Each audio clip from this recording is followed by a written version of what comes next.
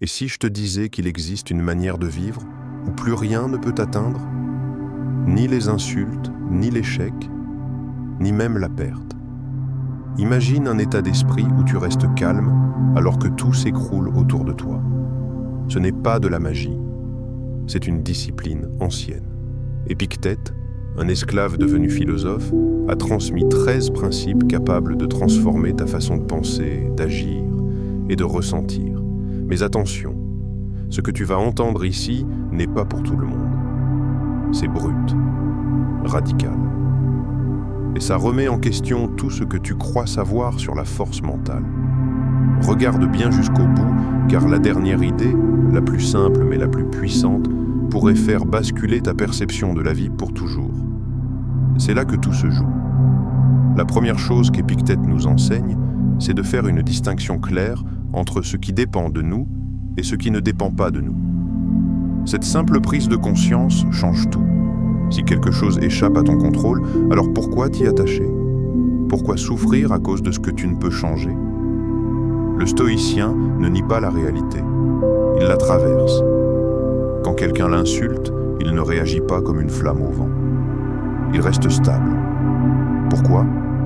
Parce que cette insulte ne le touche pas vraiment. Ce n'est pas l'insulte qui blesse, mais l'interprétation qu'on lui donne. Refuse de prêter ton pouvoir à des événements extérieurs. Quand tu choisis de ne pas réagir, tu redeviens libre. Épictète te pousse à devenir inébranlable, non pas en ignorant le monde, mais en cultivant un détachement intérieur. Tu peux tout perdre, sauf toi-même. Voilà le cœur du stoïcisme.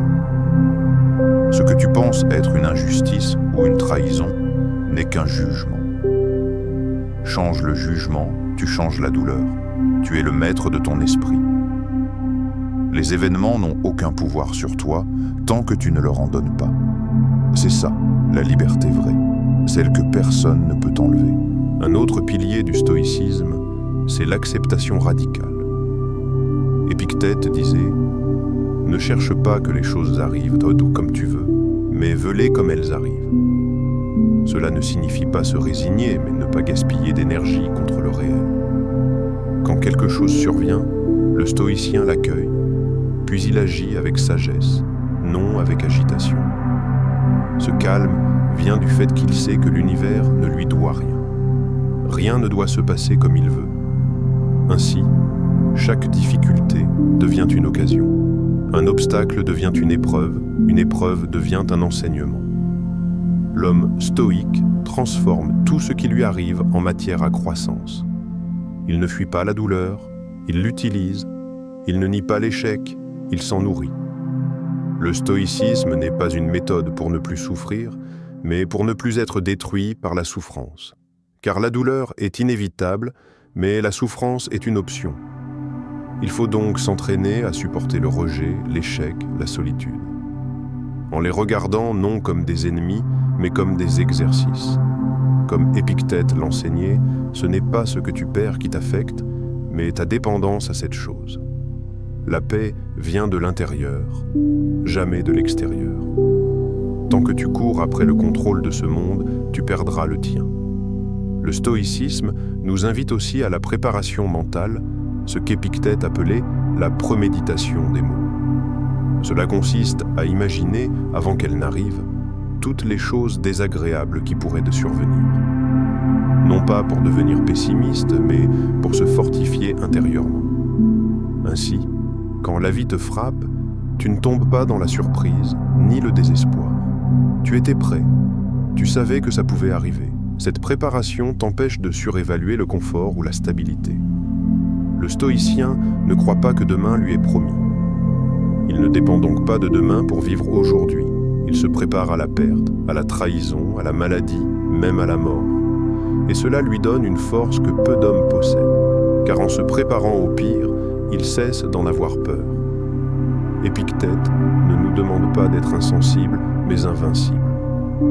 La vraie invincibilité, c'est celle qui vient de l'acceptation et de la préparation.